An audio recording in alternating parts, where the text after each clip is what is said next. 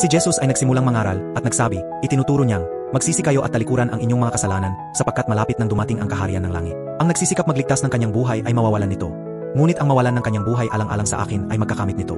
Ngunit higit sa lahat ay bigyang halaga ninyo ang kaharian ng Diyos at ang pamumuhay ng ayon sa kanyang kalooban. Sumampalataya kayo sa Diyos, sumampalataya din kayo sa akin.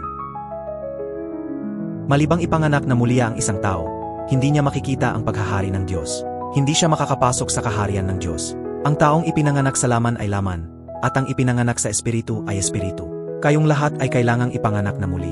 Isinugo ng Diyos ang kanyang anak, hindi upang hatulan ng parusa ang sanlibutan, kundi upang iligtas ito sa pamamagitan niya. Sapagkat gayon na lamang ang pag-ibig ng Diyos sa sangkatauhan, kaya't ibinigay niya ang kanyang kaisa-isang anak, upang ang sinumang sumampalataya sa kanya ay hindi mapahamak, kundi magkaroon ng buhay na walang hanggan. Hindi hinahatulan ng parusa ang sumasampalataya sa anak, ngunit hinatulan na ang hindi sumasampalataya, sapagkat hindi siya sumampalataya sa kaisa-isang anak ng Diyos. Ganito ang paghatol ng Diyos, na parito sa sanlibutan ang ilaw, ngunit inibig pa ng mga tao ang dilim kaysa liana, sapagkat masasama ang kanilang mga gawa.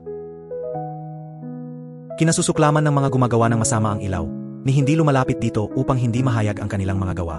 Ngunit ang namumuhay ayon sa katotohanan ay lumalapit sa ilaw, upang maihayag na ang mga ginagawa niya ay pagsunod sa Diyos. Kung iniibig ninyo ako, tutuparin ninyo ang aking mga utos. Isang bagong utos ang ibinibigay ko sa inyo ngayon, magmahalan kayo.